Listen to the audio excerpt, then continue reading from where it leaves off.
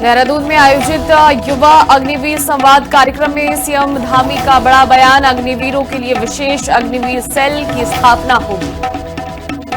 ये भी कहना चाहता हूं आज के अवसर पर कि हम एक अग्निवीर के लिए विशेष रूप से एक सेल का गठन भी सबसे पहले उत्तराखंड में हम करने वाले हैं। बद्रीनाथ चढ़ावा चोरी मामला गरमाया। बद्रीनाथ विधायक लखपत बुटोला का बड़ा बयान। कहा, मामले में पूरी सरकार शामिल। देहरादून दौरे पर राहुल गांधी, युवाओं से संवाद राहुल गांधी करेंगे। बन्नू स्कूल मैदान में बारिश से भारी जल भराव। रेनकोट पहनकर पहुंचे कांग्रेस कार्यकर्ता।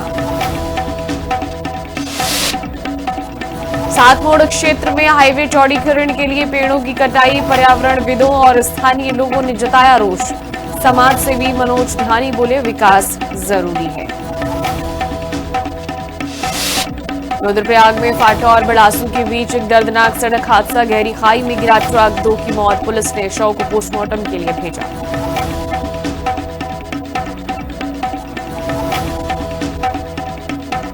नमस्कार, हिंदी खबर देख रहे हैं आप और मैं हूं आपके साथ मीनाक्षी सिसोदिया। हाजिर हूं उत्तराखंड की खबरों के साथ। अमृत भारत स्टेशन योजना के तहत देश के 75 स्टेशनों में शामिल हर्रावाला अमृत स्टेशन का उद्घाटन किया गया। हर्रावाला में अमृत भारत स्टेशन का प्रधानमंत्री नरेंद्र मोदी ने वर्चुअली उद्घाटन किया। इस अवसर पर प्रदेश के राज्यपाल retired lieutenant general Gurmeet Singh और मुख्यमंत्री पुष्कर सिंह धामी कार्यक्रम में मौजूद रहे।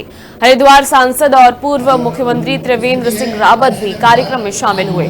बता दें कि सीएम पुष्कर सिंह धामी ने पीएम मोदी का आभार जताते हुए कहा कि प्रधानमंत्री का उत्तराखंड से विशेष लगाव है।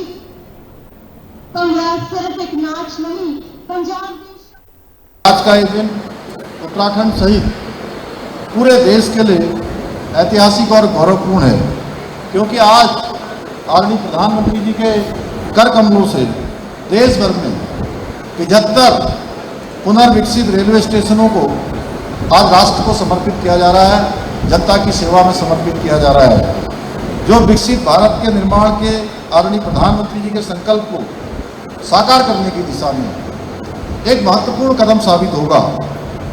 और ये हमारे लिए बहुत गर्व और खुशी की बात है कि इन 75 स्टेशनों में से एक हमारे राज्य का स्टेशन हर्रावाला स्टेशन भी उसमें सम्मिलित है।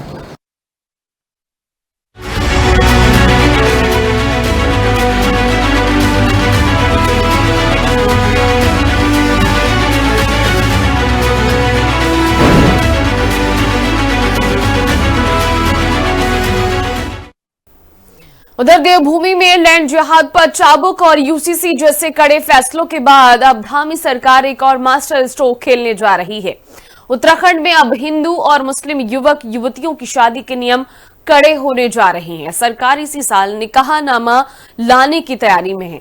इन नियमों में बदलाव के बाद पहले धर्म कन्वर्जन होगा, उसके बाद ही निकाह के रास्ते खुलेंगे। रिपोर्ट में समझिए क्या है नए निकाहनामा का पूरा नियम।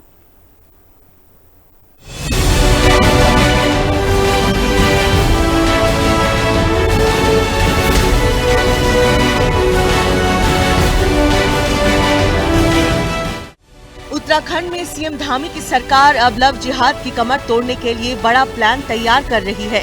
सरकार ने सख्त नियमों और नियमों के तहत निकाहनामा तैयार करने का रोड मैप तैयार कर दिया है। अब अगर किसी को भी निकाह करना होगा तो पहले कन्वर्जन का सर्टिफिकेट का होना जरूरी है। प्रावधानों में बदलावों से बेटियों को लव जिहाद के झांसे में फंसने से बचाया जा सकेगा। उत्तराखंड में आएगा नया निकाहनामा। हिंदू युवतियों के लिए निकाह के नियम सख्त। रजिस्टर्ड मौलवी निकाह पढ़ाएंगे। बिना निकाह नामे वाली शादी स्वीकार नहीं। पहले कन्वर्जन सर्टिफिकेट बनवाना जरूरी होगा। बिना नाम बदले शादी धोखाधड़ी मानी जाएगी। युवक और युवती पर केस दर्ज होगा। धामी सरकार के इस फैसले का हिंदू धर्मगुरु स्वागत कर रहे हैं, तो मुस्लिम स्कॉलर और मौलानों के नेगेटिव बयान सामने आ रहे हैं। असली सवाल ये है कि दो बालिग अपनी मर्जी से शादी करें तो राज्य उनकी निजी जिंदगी में इतनी दखलंदाजी क्यों करे? कानून का मकसद धोखाधड़ी और जबरन धर्मांतरण रोकना होना चाहिए, लेकिन सहमति से होने वाले निकाह को शक की निगाह से नहीं देखा जाएगा। हमारा सवाल साफ है, बालिग नागरिक की पसंद का सम्मान होगा या सरकार हर निजी रिश्ते की निगरानी करेगी? कुछ मुस्लिम षड्यंत्रकारी युवा हैं, वो हमारी बहन बेटियों को बहला फुसलाकर भगा ले जाते थे, लव जिहाद की घटना करते थे। तो ऐसी घटनाओं पर रोक लगेगी।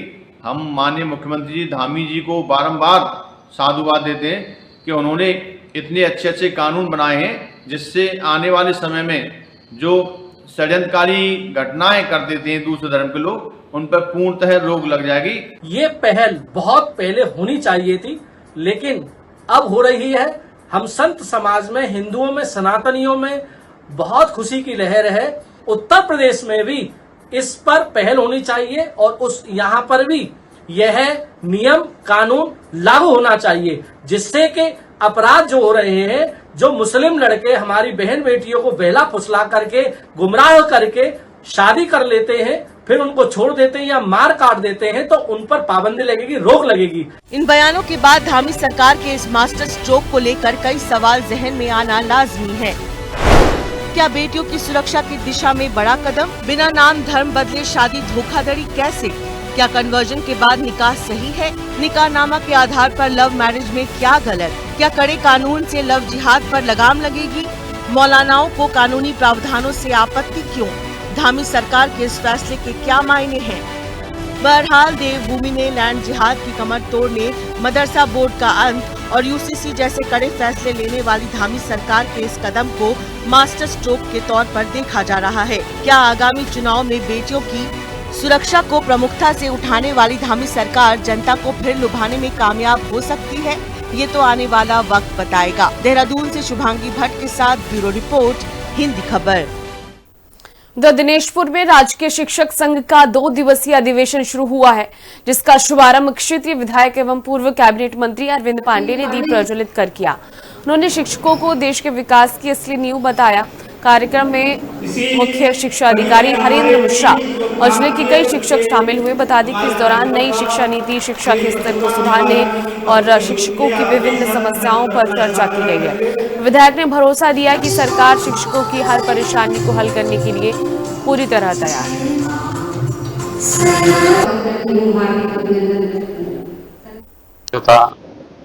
क्रांति अधिवेशन है और इसमें शिक्षकों के अपने भी संगठन होते हैं। मैं इस अधिवेशन की इनको शुभकामनाएं देता हूं, बधाई देता हूं। और शिक्षक हमारे समाज का आईना होता है, दर्पण होता है। इनके द्वारा शिक्षित किए हुए बच्चे ही देश के निर्माता बनते हैं, देश के भाग्य विधाता बनते हैं। तो ऐसे आज अधिवेशन में मैं आया हूँ, मेरा सौभाग्य है। मैं क्रांति जो हमारे पदाधिकारी हैं शिक्षक संघ के, मैं उनका धन्यवाद देता हूँ और जो उनका उद्देश्य है वह उद्देश्य उनका पूर्ण हो, मैं शुभकामना देता हूँ। हमारे शिक्षक भाई लोग, एक व्यवस्था पहले से चली आ रही है, उसके तहत काम कर रहे हैं। मेन काम इनका बच्चों को शिक्षा देना, उसमें हमारे उत्तराखंड के शिक्षक सभी लोग, भाई बहन सभी लोग मिलकर अच्छा काम करते हैं। और जो इनकी एक चुनावी प्रक्रिया है, मैं सभी शिक्षक भाइयों को, जो इसमें बनेंगे पदाधिकारी उनको भी, जो नहीं बनेंगे उनको भी मैं अपनी तरफ से शुभकामना देता हूँ। और जिस उद्देश्य के लिए संगठन बनना, उसमें इनको सफलता मिले। हमारी व्यवस्था की गई है कि जितने भी हमारे राजकीय शिक्षक संघ के हमारे अध्यापक साथी हैं सभी वोटर होंगे।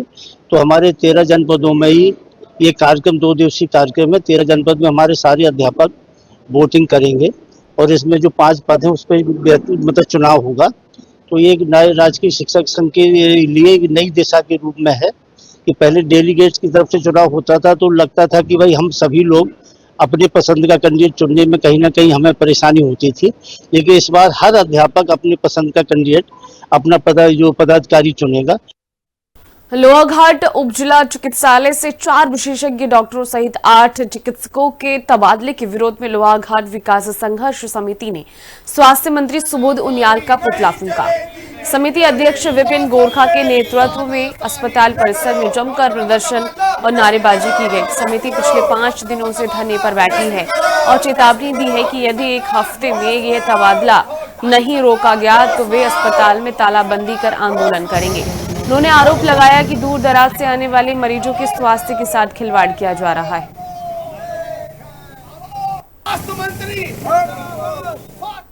लगातार पिछले 3 दिनों से लगातार हम लोग लोहाघाट विकास संघर्ष समिति यहाँ पे धरने में बैठी है और हमें लगता नहीं है कि अभी भी शासन प्रशासन के जो है कानों में जू तक रहेंगी है। आज जो है पूरे की पूरे अस्पताल पूरा का पूरा खाली होने के स्थिति परिस्थिति में है, क्योंकि हमें ज्ञात हुआ है कि कल शनिवार को सभी डॉक्टर यहाँ से जो विशेषज्ञ डॉक्टर जिनको यहाँ से रिलीफ होने वाले हैं, यहाँ से जाने वाले हैं। इसी को देखते हुए आज इलाहाबाद विकास संघर्ष समिति ने निर्णय लिया है कि हम स्वास्थ्य मंत्री और मुख्यमंत्री का यहाँ पे पुतला फूकेंगे, पुतला दहन करेंगे, क्योंकि अब हमारे पास जो है आगे का रास्ता जो है हम रणनीतिक रूप से हम लोग आगे को बढ़ेंगे और उसके बाद हम 1 हफ्ते का हम अल्टीमेटम देंगे और 1 हफ्ते के अंदर ये जो डॉक्टरों का जो तबादला जो निरस्त नहीं हुआ तो हम लोग जो है पूरे अस्पताल में तालाबंदी कर देंगे। 4 दिनों से हमारा यहाँ पर धरना प्रदर्शन चल रहा है डॉक्टरों के तबादले निरस्त करने के लिए, लेकिन हमारी आवाज़ नहीं सुनी जा रही है। जनता में काफ़ी रोष है, नाराज़गी है। लोग दूर दराज से आते हैं, 40-50 किलोमीटर चल के टिकट देते हैं, भाड़ा देते हैं। महंगाई का ज़माना है, घर बैठे सुविधा मिल रही है, लेकिन हमारी आवाज़ नहीं सुनी जा रही है। हम जनता की आवाज़ को दबने नहीं देंगे और ये लड़ाई हम लड़ते रहेंगे। अभी हमारा कार्यक्रम जारी है। अगले हफ्ते अगर हमारी बात नहीं सुनी जाए तो हम तालाबंदी कर देंगे। साहब, हम तो ये कहना चाहते हैं कि देखिए, बड़ी मुश्किल से हॉस्पिटल यहाँ पर आया है, बना है। डॉक्टर लोग हमारी बड़ी अच्छी सुविधाएं दे रहे हैं और दूर दराज क्षेत्रों से देखिए ना, घाट से कहाँ पनार घाट है, 50-50, 60-60 किलोमीटर दूर से लोग यहाँ पहुँचते हैं। इतने गरीब आदमी हैं, कैसे कैसे करके यहाँ आते हैं। यहाँ डॉक्टर नहीं मिलेगा, ये सुविधा नहीं मिलेगी तो लोग जाएंगे तो जाएंगे कहाँ? ये तो सरकार को भी सुननी चाहिए। यहाँ के विधायक लोगों को देखिए संज्ञान में आना चाहिए कि सबकी भाई वास्तव में हमारा ये हॉस्पिटल और हमारी पब्लिक कितनी परेशान है, कितने गरीब आदमी हैं और कहाँ से कहाँ आ रहे हैं। इलाज अगर इनके लिए नहीं मिलेगा तो जाएंगे कहाँ? और अब खबर लक्सर से है, जहां उत्तराखंड वक्फ बोर्ड अध्यक्ष शादाब शम्स ने चढ़ावा चोरी मामले पर हिंदी खबर से खास बातचीत की है। कहा है कि दरगाहों में बड़े पैमाने पर लूट खसोट हुई है।